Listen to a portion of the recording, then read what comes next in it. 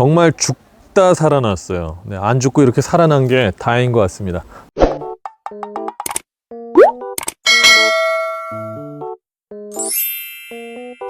우리가 일과 건강 사이의 균형이라는 얘기를 많이 하잖아요. 근데 사실 균형 잡는 사람 많지 않은 것 같아요. 돈 앞에 장사 없다고, 일명 금융치료라고 하죠. 정신없이 일하다 보면 건강은 늘 뒷전 아니겠습니까? 이 얘기를 왜 말씀을 드리냐면, 제가 최근에 아파서 죽다 살아났습니다.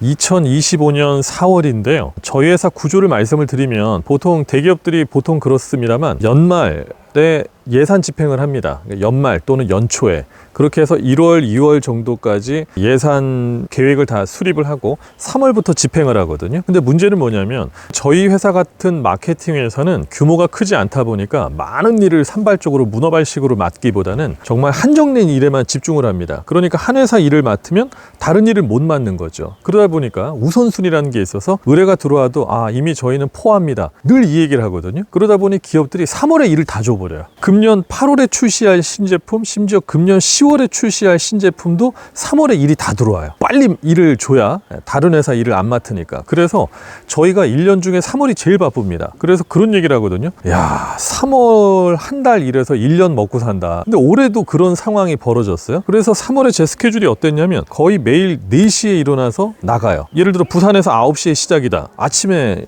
나가서 출퇴근을 하는 겁니다. 자, 그럼 오전 일과가 끝나요, 12시에. 그러면 점심을 안 먹고 빨리 이동을 해야 되거든요. 그러다 보니까 아침 못 먹죠, 점심 못 먹죠, 오후 스케줄 보내고, 그 다음에 이제 귀사를 해서 저녁에 일을 하고, 낮에 자문하고 밤에 일하고, 뭐 이런 구조죠. 그러니까 보통 저녁에 첫 끼를 먹는 거예요. 3월달 한 달 내내 아침 식사, 점심 식사를 저녁에 이제 첫 끼로 때웠습니다. 근데 이렇게 3월 한 달을 보내보니까 맛이 가더라고요. 그래서 입원했습니다.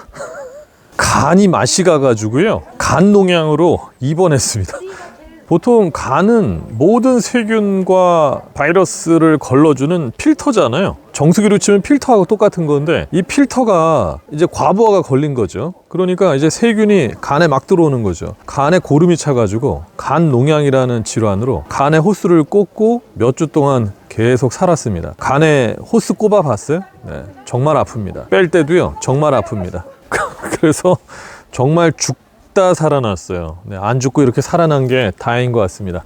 건강은 무엇과도 바꿀 수 없다는 걸 정말 느꼈습니다. 지금 이제 많이 회복이 됐거든요. 그 욕속부달이라는 한자 성어가 있어요. 어떤 일을 하는데 막 조급해하고 막 그냥 열심히 막 너무 몰입하고 그런다고 해서 달라지지 않는다는 그런 얘기인 거죠. 오히려 마음의 평화를 갖는 거, 이게 참 중요한 거 아니겠습니까? 제가 천안에 출장 갈 일이 있어가지고요, 저희 회사에서 천안까지 한 80km 정도인데 늦었어요. 그래서 완전 과속을 했습니다. 한 시속 120 정도로. 그런데 결국 늦었어요.